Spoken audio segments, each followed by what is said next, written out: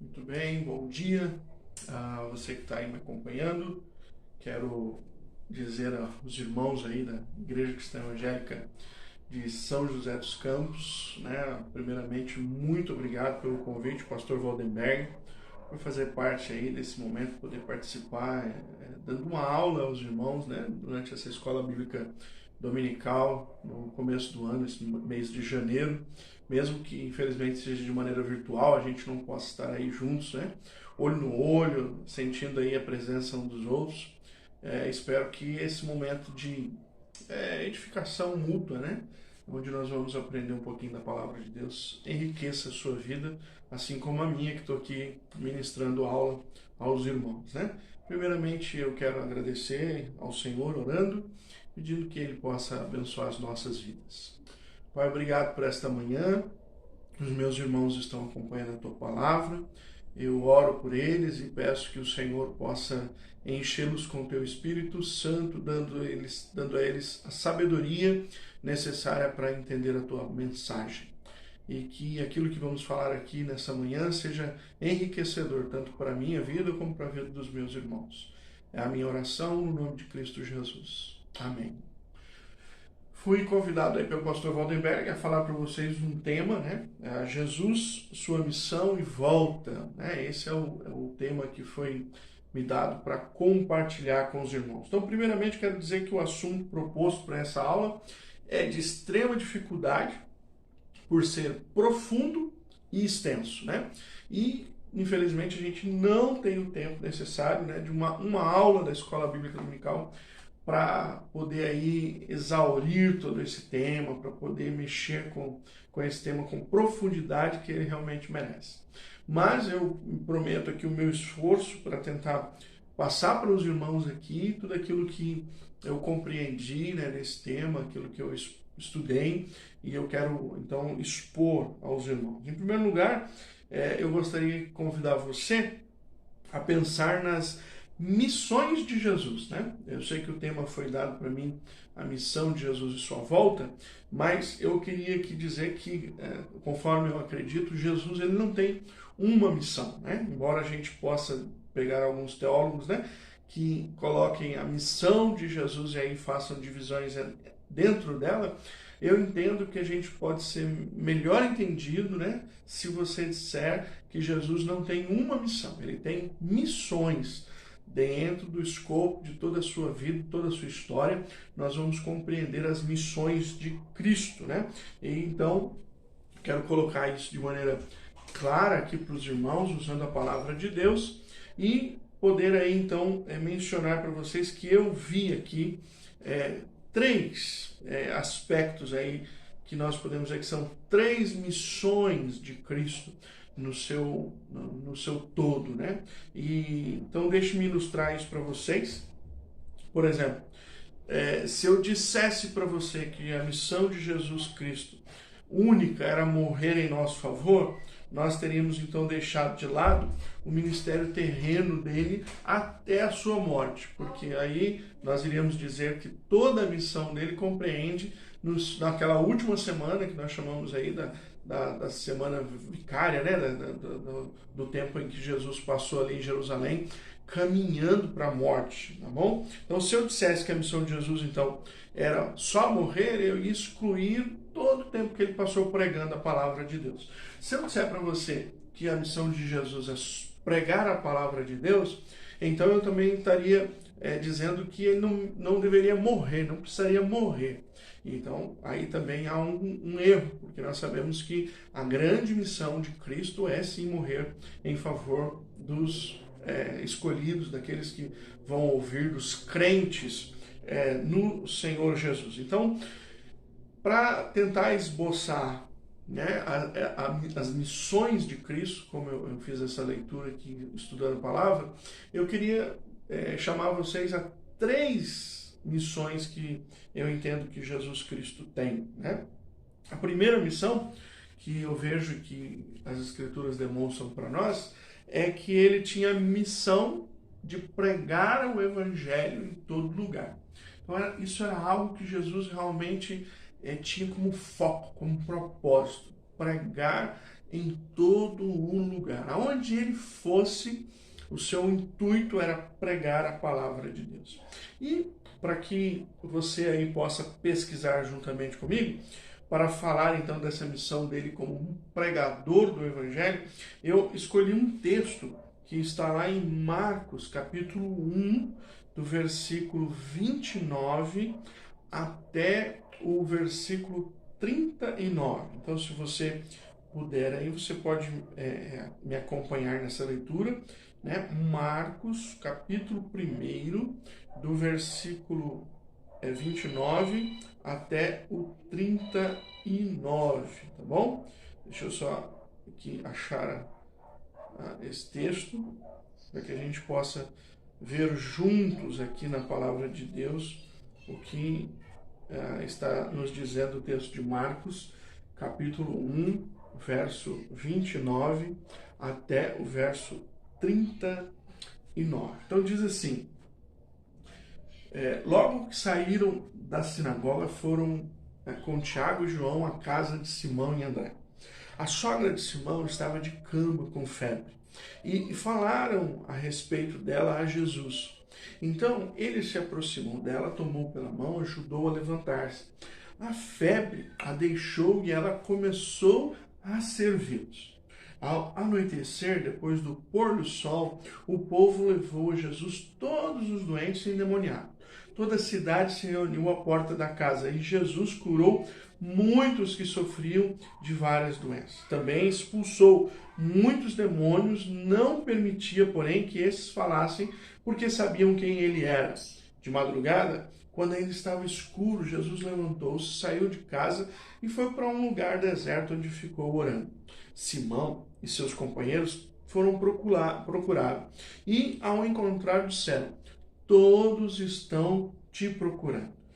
Jesus respondeu: vamos para outro lugar, para os povoados vizinhos, para que eu também lá pregue. Foi para isso que eu vim. Então ele percorreu toda a Judéia, pregando nas sinagogas e expulsando os demônios. Eu peguei esse texto aqui para mostrar para vocês a ênfase por causa do seguinte: eu vou tentar contar essa história aqui. Jesus Cristo está num ambiente cheio de pessoas, ele prega a palavra, né? E aí ele sai daquele ensinamento em que ele está pregando a palavra, ele vai para uma casa de Pedro, né? Para um ambiente pequeno, com poucas pessoas. Ali se encontra a sogra de Pedro, doente, enferma. Jesus então procuram Jesus e levam ele cura aquela mulher. Talvez ali se espalhou, né, aquilo que Jesus fez. Jesus então curando aquela mulher.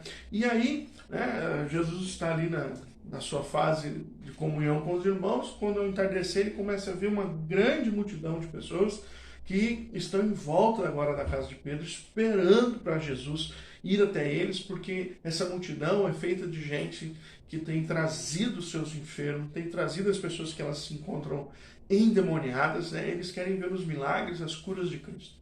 Cristo, pela sua bondade, sua misericórdia, sai então da casa de Pedro, vai até lá, cura aquelas pessoas, e aí a noite cai, as pessoas vão embora, Jesus entra para descansar, mas pela manhãzinha, logo de madrugada, ele levanta e vai orar. Quando ele vai orar, muito provavelmente passado o tempo de que Jesus estava orando, os discípulos ao amanhecer perceberam que a redondeza da casa de Pedro novamente estava lotada, as pessoas voltaram, né? Então eles vão atrás de Jesus e dizem: olha, está na hora do culto, né? Eu não sei o que o senhor está fazendo aqui escondido nesse lugar, mas as pessoas estão lá, elas estão esperando novamente. Então veja, irmãos, Jesus estava ali naquele ambiente onde as pessoas queriam ouvir, as pessoas queriam receber a cura, as pessoas queriam receber a libertação. De fato, ali Jesus tinha um culto de libertação já marcado, já tinha uma congregação, acho que só precisava a placa, né? O nome da congregação que eles queriam dar, e tinha uma igreja instaurada ali. Um movimento desse hoje, para nós, no nosso tempo, né? Para qualquer líder, qualquer pastor de qualquer igreja, pintou uma congregação, vamos lá, vamos tomar conta, vamos fincar o pé aqui e vamos fazer o trabalho. E olha que interessante, Jesus Cristo, ele diz para os discípulos no versículo 38 uma coisa muito interessante. Ele diz: então, as pessoas estão lá me esperando?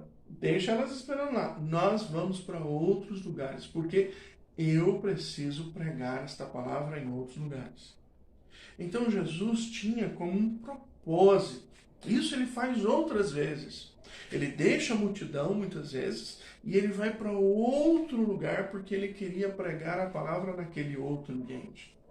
Então, veja, nós percebemos, lendo as Escrituras, né, e eu escolhi esse texto aqui para você, que a vida de Jesus Cristo era impulsionada por pregar a palavra. Isso começou desde o momento em que João, seu primo, João Batista, fora preso, e então Jesus começou a pregar. Dali em diante manifestou-se então o seu ministério com prioridade. Pregar a palavra em todo lugar. Né? Jesus estava ali cheio de discípulos, tinha uma congregação pronta, era só organizar o horário do culto, né? Está tudo feito, está tudo resolvido.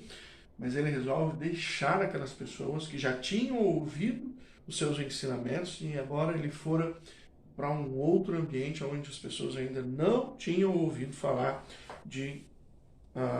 do Evangelho da Graça que ele trazia. Tá? Então aqui nós identificamos uma missão de Jesus. Qual é essa missão?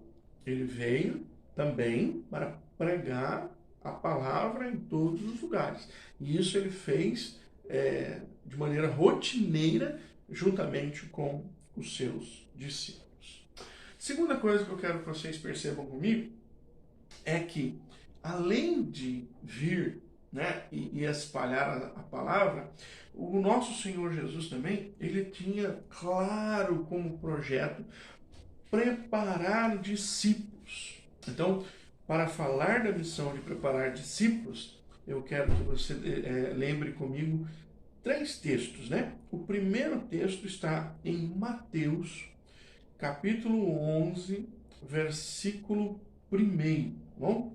Mateus, capítulo 11, versículo 1. Se você está aí acompanhando, né, na sua casa, pega a Bíblia, né? Não permita que esse ambiente de estar em casa, às vezes, deixe a gente meio assim, fugado, né? Descansado. O pastor está lendo lá a Bíblia, mesmo eu confio no pastor. Eu gostaria que você pegasse a Bíblia, né? Então, olha o que diz Mateus, capítulo 11, verso 1. Depois que terminou de instruir os 12, né, os seus 12 discípulos, Jesus saiu para ensinar e pregar nas cidades da Galiléia. Estou lendo na NVI, tá bom? Vou ler de novo. Depois que terminou de instruir seus 12 discípulos, Jesus saiu para ensinar e pregar nas cidades da Galiléia. Né? Então nós vemos aqui as duas ênfases juntas, né? Então a primeira ênfase, e é interessante, né? Porque o autor ele diz, olha, ele terminou de instruir, ele ensinou até onde ele queria ensinar. Ele falou o que ele precisava falar. Então Mateus ele registra aqui enfaticamente que o Cristo ou melhor, o que Cristo estava fazendo, né? Jesus estava ensinando, instruindo os discípulos. Então Jesus parava para falar com os seus discípulos de maneira organizada, ele estava junto com os discípulos para pregar para eles a palavra de Deus. Era um ambiente de grupo pequeno onde Jesus usava o seu tempo para dar aos seus discípulos ali a condição de aprender melhor. Então veja, enfaticamente, o que Jesus estava fazendo, Mateus diz, ele terminou de instruir os discípulos. Se você quiser saber o que Jesus estava instruindo os discípulos, você vai voltar para o capítulo 10. E aí você vai perceber que Jesus estava ali mostrando para os seus discípulos tudo aquilo que eles deveriam fazer quando Jesus dá a eles a autoridade, né, por meio do Espírito Santo, de expulsar demônios, de curar enfermos, então, e pregar o Evangelho em todos os lugares. Isso é muito claro no capítulo 10. E aí no capítulo 10 termina as suas instruções, e agora aqui no capítulo 11, Mateus traz essa ênfase. Ele estava instruindo os seus discípulos que iriam partir na missão de evangelizar. Esse versículo, então, irmãos, corrobora com todo o restante do Novo Testamento, que enfatiza muitas vezes o zelo de Cristo para preparar os seus discípulos para a grande tarefa da comissão, né, da grande comissão que Jesus deu aos discípulos. Nós vamos ver isso lá no final do capítulo 28 de Mateus. Mas já no começo, quando Jesus os chamou, os primeiros discípulos, Jesus tinha um cuidado de dar a eles a ênfase correta de ensinamento. Tá bom? Um outro texto também que mostra para nós que Jesus tinha essa ênfase, né, de que os discípulos fossem ensinados, é Marcos, capítulo 4, versículo 34. Tá bom? Então abra aí comigo, Marcos 4, versículo 34, nós vamos ler o que diz a palavra. Não lhes dizia nada sem usar alguma parábola. Quando, porém, estava a sós com seus discípulos, explicava-lhes tudo. Então veja, aqui Marcos faz uma ênfase. O ensinamento de Jesus especial para os discípulos. Por quê? Porque Jesus ele tinha que preparar os seus discípulos. Aos outros, Jesus tinha que pregar a palavra, mas aos seus discípulos, ele tinha que prepará-los. E para preparar os discípulos, o mestre, né, ele tinha aqui a preocupação de fazer com que os discípulos estivessem entendendo de fato o que estava sendo ensinado. Então, quando se ensinava por parábolas, muitas vezes os discípulos não entendiam. É comum você ver na expressão do Novo Testamento, quando você está lendo, que os discípulos, quando estão a sós, eles perguntam a Jesus o que era e o que significava aquela palavra. Né? Então, veja bem, quando Jesus fala sobre a parábola dos solos, né, da semente, depois, quando ele está a sós com os discípulos, ele explica. E nós sabemos interpretar aquela parábola da maneira correta, porque a explicação para os discípulos está registrada. Então, nós podemos entender de maneira correta a parábola que Jesus estava pregando. Então, Jesus estava aqui numa ênfase, num bom preparo teológico para os seus discípulos. Ele gastava tempo com isso, né? Ele passava momento com os discípulos, instruindo e fazendo com que os discípulos recordassem aquilo que ele estava ensinando todo o tempo. Então, muito embora o próprio Cristo soubesse que a revelação realmente total só viria após, né, a plena revelação, só viria após a sua morte, ressurreição e o envio do Espírito Santo, ele cuidava que já naquele momento em que estava com eles, os discípulos tivessem pleno conhecimento daquilo que ele queria ensinar. Então veja, Jesus está na sua missão de preparar os discípulos. Agora eu quero convidar você para ler o último texto aqui. Lucas 24, 45 fala mais um aspecto dessa ação de Jesus ao ensinar, né, ao preparar os seus discípulos. Então diz assim, no 45, Lucas 24, 45. Então lhes abriu o entendimento para que pudessem compreender as Escrituras. Ok?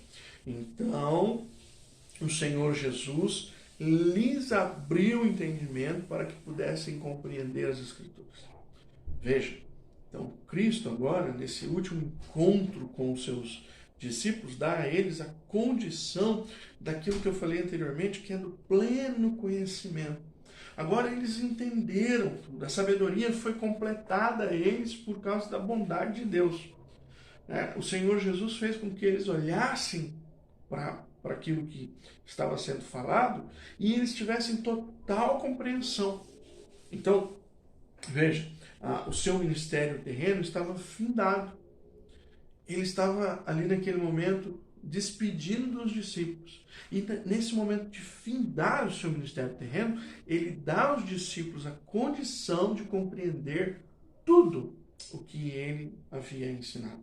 Então, os seus discípulos agora estão prontos. Eles podem sair e levar a palavra de Deus em todo lugar, porque o Senhor Jesus usou o tempo, a sua missão, para preparar bem os seus discípulos, né? Fora isso que nós vimos aqui, você tem outros aspectos de que Jesus tinha essa prioridade, né? Ele tinha prioridade com 12, mas ele também tinha prioridade com 3. Muitos momentos, quando ele saía para orar, ele levava os 12. Em outros momentos, ele dizia: olha, vocês fiquem aqui, vem comigo, Pedro, Tiago e João. E aí ele enfatizava mais para Pedro, Tiago e João. Por exemplo, a transfiguração, que nem todos os discípulos viram, mas foi Pedro, Tiago e João a quem Jesus chamou para dar aquele propósito de que eles pudessem entender melhor a respeito daquilo que viria a acontecer depois com a revelação da ressurreição de nosso Senhor Jesus Cristo. Tá bom? Então veja, 2 missões já, né? Jesus ia pregar em todo lugar, Jesus ia preparar os seus discípulos. Agora, por último, nessa questão da missão, e talvez aqui a mais clara, e a mais óbvia, e a maior na perspectiva missionária, né, na missão de Cristo, era oferecer-se como sacrifício para a salvação dos crentes. Então, isso aqui, irmãos, é muito amplo nas Escrituras, né? Você tem vários e vários textos que você poderia dizer aqui como um alvo, né? Que Jesus diz que ele veio realmente para isso. João Batista, quando o identifica, né? Quando o apresenta, ele diz: olha, eis aqui o Cordeiro de Deus que tira o pecado do mundo. É óbvia a ligação de Jesus como um cordeiro que seria morto, que seria sacrificado, como uma alusão do cordeiro lá do Antigo Testamento. Então, veja, não há dificuldade para que nós encontremos nas Escrituras, né, que Cristo é sim o Cordeiro de Deus que tira o pecado do mundo e que seu propósito maior era morrer em favor dos pecadores, né, para que os crentes pudessem crer. Então, terceira missão e maior missão: oferecer-se como sacrifício para a salvação dos crentes. Esse é o auge da missão de nosso Senhor Jesus Cristo, tá bom? E isso foi dado, então, desde antes da fundação do mundo, como diz na palavra, né? Jesus nasceu com esse conhecimento. Ele diz lá para Pedro, né? Quando Pedro vai tentar salvá-lo lá da mão dos guardas, né? Do pessoal que foi lá para pegá-lo na noite da sua traição de Judas. Jesus disse para Pedro: Pedro, guarda a espada. Foi para esta hora que eu vim. Então Jesus várias vezes ele falou aos discípulos a respeito disso, né? Então aqui nós temos uma enormidade de texto para basear, mas eu gostaria mais uma vez de pegar apenas um texto para que a gente possa identificar. Então eu quero convidar você para ler comigo Mateus capítulo 26. Nós vamos ler o versículo 2, depois nós vamos ler o versículo 26 e 28. É um texto muito conhecido dos irmãos, é o texto da ceia do Senhor, né? Que eu acho que é o texto que mais identifica na própria boca de Cristo, né? O próprio Senhor Jesus Cristo está falando para os seus que ele estaria oferecendo a sua vida em favor dos seus discípulos. Então veja lá, Mateus 26, versículo 2 primeiro. Olha que interessante. Vamos fazer um recorte aqui no texto, porque o texto é muito grande, tá bom? Mas no versículo 2 ele diz: como vocês sabem, estamos a 2 dias da Páscoa, e o Filho do Homem será entregue para ser crucificado. Veja, Jesus, mais uma vez, com os discípulos reunidos, fala da própria morte. Ele já tinha feito isso várias vezes. Inclusive, quando ele falou, inclusive aqui, né, quando ele fala, e Pedro vai dizer, né, não, isso não pode, né, isso não vai acontecer. Não é aqui, é outra passagem. Mas ele diz para os irmãos, os discípulos, que ele iria morrer. E aí Pedro diz: não, o Senhor, isso nunca vai acontecer, não diga isso, né? E aí Jesus diz aquela frase célebre para Pedro, ele diz: afasta-te de mim, né, Satanás, né? Uma referência, né, que você não entende o que está acontecendo, você ainda não tem a perspicácia espiritual para compreender, Pedro. Então, afasta Satanás. Agora aqui, quando ele diz isso, ele já está na ceia, ele está na última noite com os discípulos. Então ele diz, olha, veja, está chegando a Páscoa e o Cordeiro Pascual sou eu. É isso que Jesus estava falando, estava revelando. E agora aqui no capítulo ainda 26, verso 26, nós temos o tão sublime, né, texto que a gente sempre recorda no momento que nós estamos partindo a ceia do Senhor Jesus, né? Então, quando comiam, Jesus tomou pão, deu graças, partiu, deu aos discípulos, dizendo, tome, comam, isso é meu corpo. Em seguida, tomou o cálice, deu graças e ofereceu aos discípulos, dizendo, bebam dele todos vocês. Isto é o meu sangue da aliança que é derramado em favor de muitos para perdão dos pecados. Então, veja, o nosso Senhor Jesus está aqui identificando, né, agora no momento da sua morte, a sua maior missão. Ele vai dizer isso quando ele encontra os seus discípulos, né, que ele diz que o maior amor que ele podia dar aos amigos, né, era morrer pelos seus amigos. Era isso que ele veio para fazer. E aqui, novamente, ele dá essa ênfase no momento em que ele institui a ceia. Ele diz, eu estou morrendo e o meu sangue vertido é para a remissão de pecados. João vai lembrar isso lá na sua primeira carta e vai dizer, o sangue do nosso Senhor Jesus Cristo que nos purifica de todo o pecado, toda injustiça. Ora, em vários momentos, Cristo fez com que os discípulos compreendessem que a morte de Jesus era algo que não poderia de maneira nenhuma ser mudada. Não, eu resolvi agora, não vou mais para a cruz. Não. Jesus ensinava os discípulos que era sim um momento importante e que ele tinha que assumir isso, e os discípulos precisavam recordar disso. Em Mateus capítulo 18, 11, ele diz mais uma vez sobre isso, que ele veio dar a sua vida em resgate de muitos. Vamos lá ler? Mateus capítulo 18, tá? No versículo 11. É mais uma declaração de Jesus mostrando como o seu propósito, né? A morte dele era para que muitos pudessem ser resgatados. Então ele diz Mateus 18, 11, digo-vos a verdade. Desculpa, eu abri 11, 18, não 18, 11. 18, Mateus 18, verso 11. De vez em quando aqui essas engenharias, eu estou aqui com o tablet para poder me orientar, né? Então veja lá, Mateus 18, 11. O Filho do Homem veio para salvar o que se havia perdido. Olha que frase simples e que preenche todo o aspecto dessa maior missão de Cristo. Ele veio para salvar o perdido. E não podia ser de outra maneira que a gente fosse salvo, né? As Escrituras mostram desde o Antigo Testamento que era necessário que o justo morresse pelos injustos, que não há remissão de pecados sem derramamento de sangue. Então Jesus veio para nos dar agora a condição de salvação, e isso só por meio da sua bendita morte em nosso lugar. Bom? Então é isso, irmãos. Essa é aqui a missão de Cristo. E só para corroborar mais um pouco, né?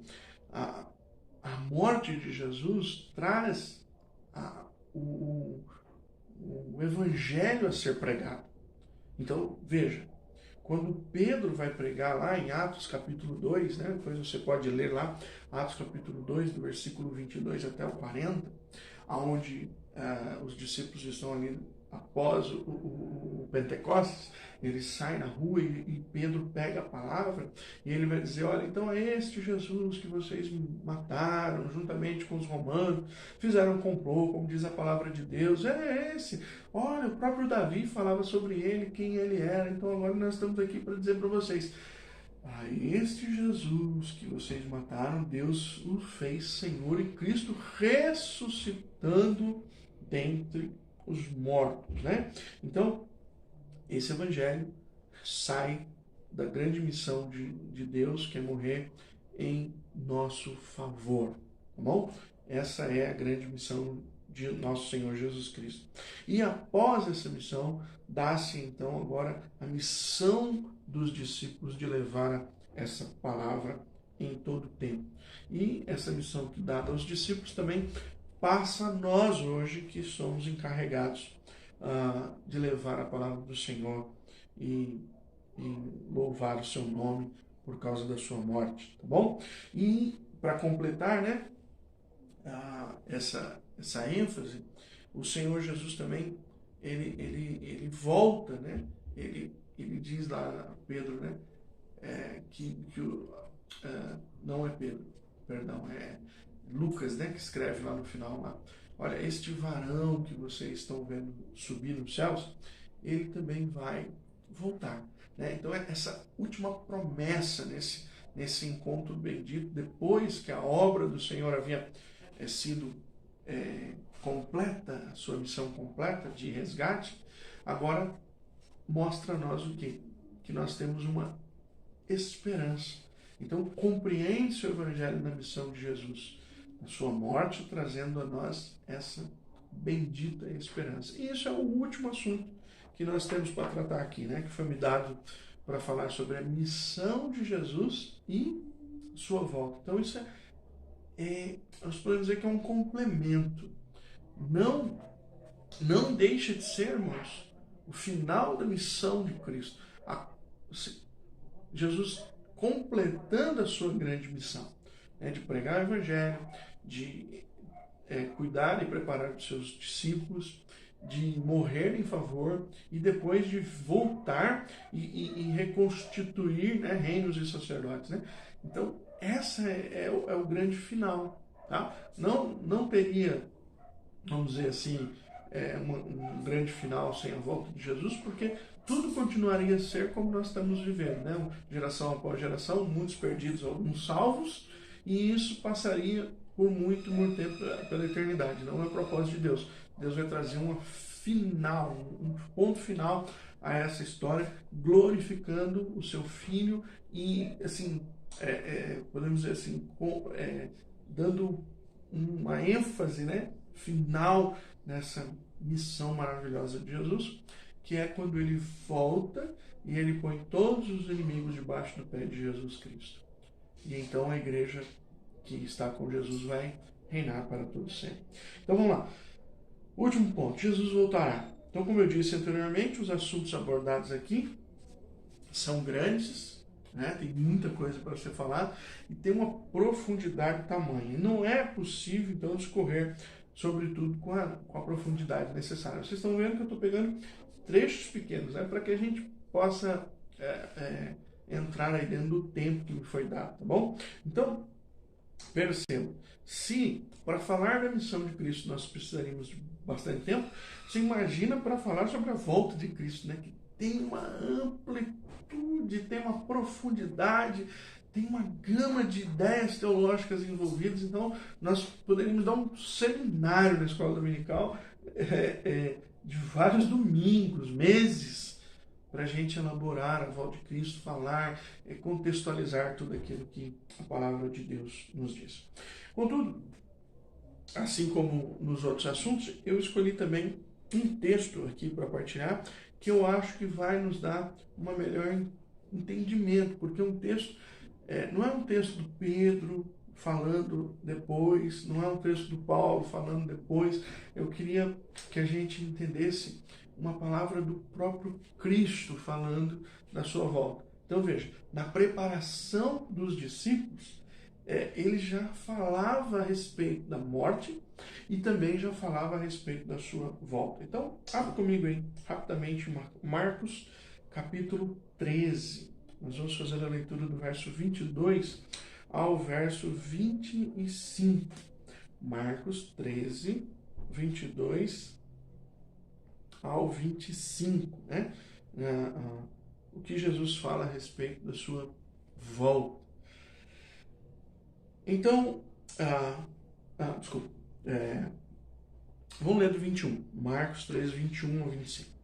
Se então alguém lhe disser, vejam, aqui está o Cristo, ou vejam, ali está ele, não acredite, pois aparecerão falsos cristos e falsos profetas que realizarão sinais e maravilhas para, se possível, enganar os eleitos. Por isso, fiquem atentos, avisei-os de tudo antecipadamente. Mas naqueles dias, após aquela tribulação, o sol escurecerá e a lua não dará a sua luz. E as estrelas cairão do céu e os poderes celestes são abalados. Então esse é o contexto. Aí no versículo 26. Então se verá o Filho do Homem vindo nas nuvens com grande poder e glória. Olha que maravilha! Então veja, há um contexto onde vai existir a volta de Jesus. A volta de Jesus não será no silêncio. Ah, eu acho que Jesus está ali. Olha, não, eu acho que aquele ali é Jesus. Não. Não se preocupem com isso, porque ninguém que vier falando que sou eu, será de fato eu. É um mentiroso, é um falso Cristo, é um falso profeta. Ah, mas e se ele fizer milagres, prodígios, maravilhas? É um falso Cristo e um falso profeta. Como se dará a minha volta? Então Jesus é muito claro em dizer como vai dar a volta dele. A volta dele vem onde tem um ambiente todo por trás. Esse ambiente todo por trás, em que nós percebemos aqui, fala sobre um tempo, né? Olha lá, só os profetas, fiquem atentos, mas aqueles dias haverá tribulação, haverá manifestação no céu, haverá coisas que vão marcar esse dia. Então, o Senhor, ele voltará com grande poder e glória. E aqui ele tem uma promessa, né? No versículo 27 para nós. Ele enviará os seus anjos e reunirá os seus eleitos dos quatro ventos, dos confins da terra até os confins dos céus. Então, perceba, né, que a grande missão, as missões de Deus que percorreram com ele durante o tempo em que ele estava encarnado, termina agora com o grande auge da sua volta e então sim a finalização de todas as coisas. Jesus não virá escondido.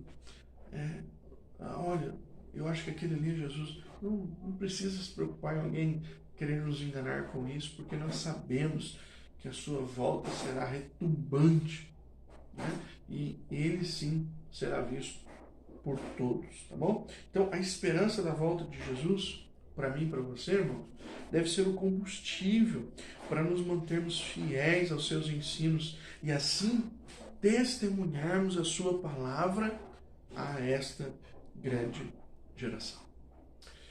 Quero concluir com vocês. A minha conclusão é, em primeiro momento, desejar que o conhecimento das missões de Cristo leve você a reconhecer essas ações de Cristo. Então veja lá, desejar que o conhecimento das missões de Cristo leve você a reconhecer que essas ações de Cristo, elas aconteceram, mas elas continuam vigorando em nosso momento da história. Nós precisamos pegar tudo isso e aplicar para nós. Então eu queria deixar aqui com vocês 4 aplicações. Primeiro, aprendamos com o seu exemplo de propagar o Evangelho. Seu alvo era ensinar o Evangelho. Todo lugar. O propósito de Jesus era que, se houvesse algum lugar que ainda ele não tinha ido, ele queria ir até lá. Então essa propagação do Evangelho que Jesus fazia requer também que eu e você façamos. Segundo, tenhamos como propósito, assim como ele, formar discípulos que vão glorificar a Deus. Então Jesus se preocupava com pessoas e com a formação dessas pessoas. Isso era um propósito do ministério dele. Era uma missão dele. Ele escolheu 12 para fazer isso. Então, deve ser também a minha e a sua escolha capacitar pessoas com o Evangelho. Terceiro, celebremos a salvação que Ele graciosamente nos ofereceu no seu sacrifício. A igreja precisa celebrar a ceia. exaltar a morte de Jesus Cristo, glorificar a Deus por causa da sua ressurreição. E a mensagem da igreja desde Atos capítulo 2 tem que ser a nossa mensagem. Nossos púlpitos precisam estar cheios da mensagem da morte e da ressurreição de nosso Senhor Jesus. E quarto e último, esperemos com expectativa o grande dia em que todos os olhos o verão. A igreja brasileira, a igreja no mundo atual, tem se tornado uma igreja em que espera pouco a volta de Cristo. Nós estamos nos adaptando com essa vida, nós estamos gostando deste lugar, deste ambiente, e os cristãos já não almejam mais que Cristo volte. É preciso um avivamento nessa perspectiva de que quando Cristo voltar, tudo se encerrar, será tudo melhor. Lá não haverá choro, lá não haverá dor, lá não haverá tantas coisas, tantos sofrimentos que nós padecemos aqui. Aguardem a volta de Cristo com expectativa. Nos unamos a uma só voz e declaremos: Maranata, vem, Senhor Jesus. Louvado seja o Senhor Jesus por sua obra, pelas suas missões e por tudo aquilo que Ele ainda vai fazer na sua vida, para a glória dele. Muito obrigado que essa palavra, esse estudo, que, como eu disse, por causa do tempo, eu preciso ser muito conciso, mas que edifique o seu coração para a glória de Deus. Deus abençoe. Muito obrigado.